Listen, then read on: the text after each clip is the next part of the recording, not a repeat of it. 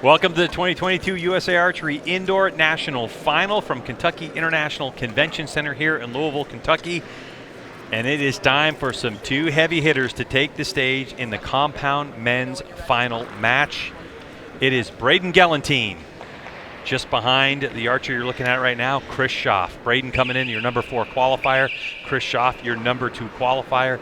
After elimination matches today, it has come down to this for the compound men. I'm Greg White, sitting next to Steve Anderson. And Steve, first up is going to be Kris Schaff. Yeah, we're getting right into it. And these guys, this indoor round contested at 20 yards. You can see that little ring inside the yellow. That's our 10 ring. That's maximum points. Kris with a 9 there to start. That 10 ring is 2 centimeters in diameter, just a little bit bigger than a penny.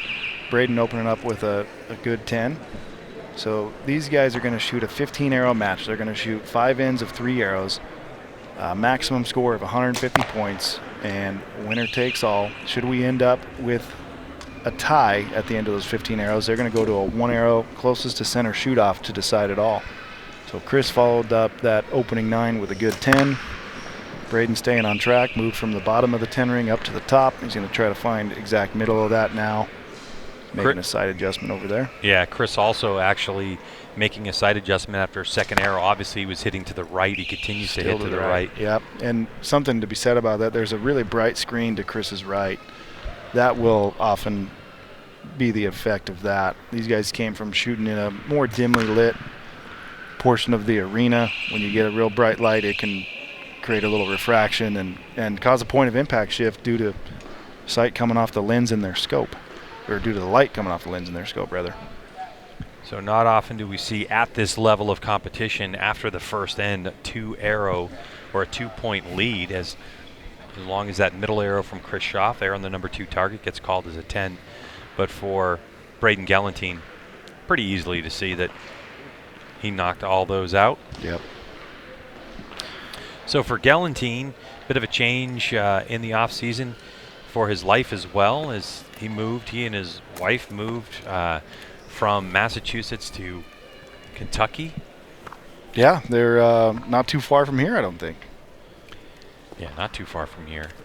So Braden having a good look down range. Yeah, doing some work for B3 Archery. You see there on his hat. I want to say they're in Clay City, if that sounds correct. Winchester, maybe? Anyhow. They also got a puppy, didn't they? Like you did. Yeah, they got a dog last year, and yeah. Yep. Got one myself, and that was a big COVID thing, wasn't it? A lot Everyone of people getting dogs in COVID. Yeah, good start for Braden there with 30. Kris gonna have a tough time overcoming that. At this level, the men's compound shooters, it's not uncommon to see a perfect 150. Usually, top guys through the rounds, you're going to need 149 to win. If you win with a 148, you call it good fortune. Anything less than that, you call it pure luck. In these gold medal matches, just because there's a little more pressure, 148 will usually get you a win, but it can be close.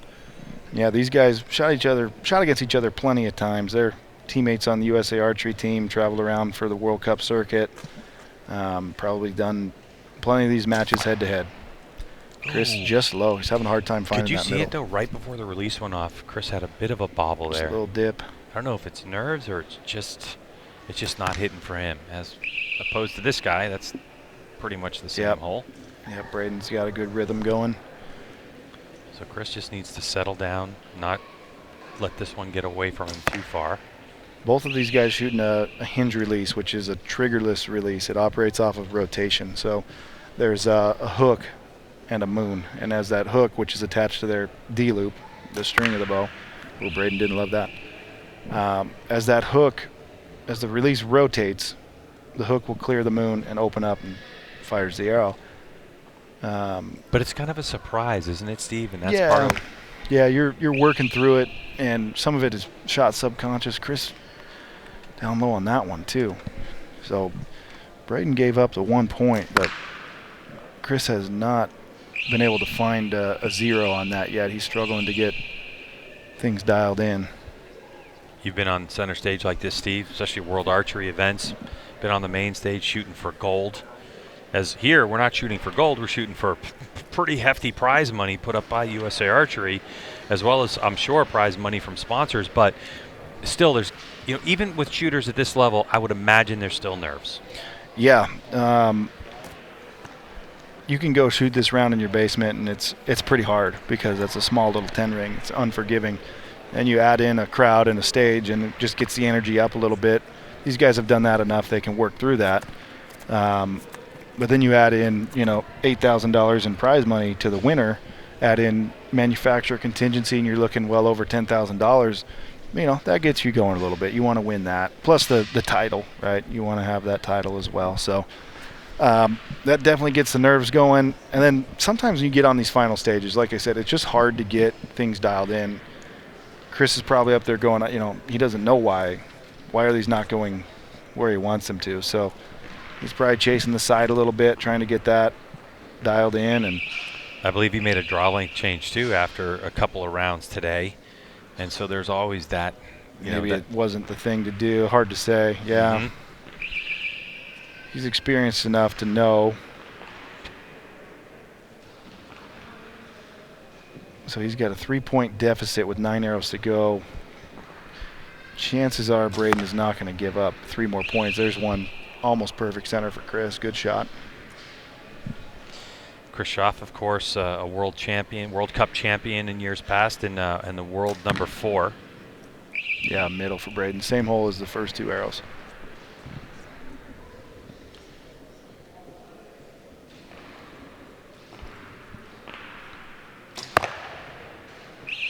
Good 10 for Kris. Half the line. He's starting to find a rhythm, but we know that Braden is a caliber of shooter that could clean the rest of this round and not give Schaff an opening, even when he has a grimace on his face like that. Yeah, sometimes he doesn't love the shot, and it's a half shaft in the 10 ring. All that arrow has to do is touch that line. So these guys will shoot a max diameter arrow, which is, for this game, these rules, 23/64 of an inch. Kind of an arbitrary number, but it's what the rule is. That one's in for Braden too. So the larger the diameter of the arrow, the easier it is to catch that line. It doesn't seem to make the game any easier. Still really difficult, but a couple of perfect 30s for him there. Good to see them both on track. Just tough for Kris with that rough start. And interesting, Steve, this is our 4th match of the day, and I think this is the first time that you and I have seen an archer kind of come off the platform. Braden Gellenthien's been choosing to come off the platform, grab a drink, grab a deep breath. What do you think about that strategy? I think it's a good thing to do. It just gets you down. Sometimes when you're propped up like that, you feel like you're on stage and you feel like everybody's got their eyes on you. If things aren't going well, it just feels like you're on an island. So get off the stage a little bit, reset mentally, grab a drink of water, come back on and try to keep doing what you're doing if you're Braden. Kris has found his stride, but I think he got by that lighting in here. That can really have an effect on just the way the equipment works with these guys. And if you're a casual archer or somebody who doesn't really watch this, you're seeing a lot of stuff hanging off the bow. These long stabilizers, which do exactly that. They help stabilize the bow. These guys use it to aid in balance and help them slow down the sight movement, the perceived movement that they have. But then the peep sight on Kris, you can see it right now in the shot. He's looking through that. That's basically a rear sight. So he's going to look through that, which probably has a glass lens in it, which we'd call a clarifier. Then he's looking into his scope on his front sight, which is going to have a glass lens on it, which is a magnifier. Those things can be hugely affected by changes in lighting. So even if this screen here changes brightness during the shot, it can affect point of impact. Mm-hmm. And I think in my shooting experience, whenever there's a really bright source of light to either the one side or the other, your point of impact tends to shift towards that light. Braden giving one back there. And Kris started to the right towards that source of light, and it took him a little while to get things sighted in and going, but now he's shooting it pretty darn well. He certainly is. Another 10.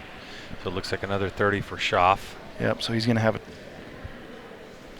a Braden, potential 2-point deficit here. Yeah. Braden middle, dead center. Now, the other thing I noticed about Kris Schaff, if you look at his peep sight's kind of an older version of the peep sight. It doesn't even tie it in, Steve, which I was noticing. But if you look at his scope setup, which is down by his leg, he's got a lot of add-ons to his scope, especially out the back end. So it looks like Kris has got a tendency to want to control light, because when we add, those shades out in the back and the front, the whole goal there is to kind of get a better understanding and control of light. Yeah, you're just trying to prevent it from refracting off the scope lens itself. But you can't do everything, and depending on where the source of light is at, it may be impossible. And I don't know that was the actual case. It could be that Kris came out and shot a few arrows to the right. Hard to say. But, when you see a guy of his caliber shoot 3 arrows in a row to the right, and I'm pretty certain he moved his sight each time. He did, yeah. Yeah, that tells me something else is at play here. He's going to need a bit of a miracle. Braden is probably the best head-to-head shooter in the world, I believe. When he gets in a match like this, he almost never shoots bad. He may not always shoot great, but he almost never shoots bad. Mm-hmm. So you have to shoot great to beat him. Yeah, pretty good to tie him. And that's a tough thing to ask for in a high-profile medal match or final stage. Good one for Kris. Perfect.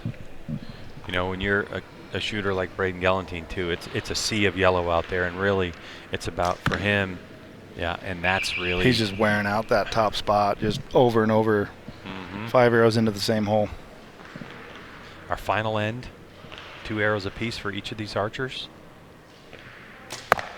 20 yards down range is the target. Good one for Kris. Yeah, that 10 ring, the size of about a penny. This is the decider pretty much. Yeah, that's going to be a good one. Mm-hmm. You can tell with Braden. I mean, when he makes a shot in rhythm, and his face will tell the story. We had some funny shots of him last year at an event where the one time I've seen him, it's just out for Kris. So Braden needs a just 8 gold. To win. Yeah. The one time I saw Braden not shoot great in a finals match, and there was some memes came from it, but there was a lot of expression happening. Awesome shooting for Braden. 148, 145 takes the win. That was a big one too. Way to just stuff that arrow, as we have more shooting coming up this weekend from this Kentucky International Convention Center. But as confirmation of the scores come in, and the 2022 USA Archery Indoor National Final Champion will be awarded to Braden Gellenthien. He'll take home $8,000 from USA Archery. As Braden, with a little wave to the crowd who gathered here for this gold medal match. I guess that's kind of like a standard of what we say. There's no gold medal necessarily, but Braden doing a great job of getting it done. Yeah, it's a gold medal final as far as I'm concerned. Yeah, so. Right. So Braden Gellenthien, who came into this your number 4 qualifier and shot his way to number 1. Yeah, had some great matches through the rounds. Had a tight one with Jesse Broadwater, then beat Dave Cousins and got the win here over Kris. Well, Braden Gellenthien, that was a heck of a shooting round for you, especially that last arrow. Absolutely stuffed it. Congratulations. Tell us about the round. Yeah, feeling pretty confident going into the weekend. I ran the setup that I'm going to be running for the NFA Indoor Nationals, and I'm feeling like I'm handling the nerves really well, and things are good. Yeah, you pretty much wore out the top spot. Everything else was pretty darn good as well.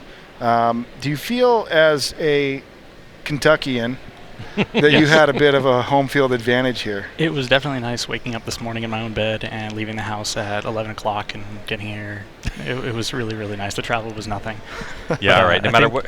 Yeah, go ahead. I was saying, that top target, I think I'm slowly becoming a 3D shooter with all that focus on that one arrow. Well, man, you did it. Congratulations. And $8,000 richer just from USA Archery alone. And even though you're a Kentuckian now, go Pats. Yes, go Pats forever. All right, sounds good. Braden Gellenthien, congratulations. He's your 2022 USA Archery Indoor National Final champ in the men's compound division.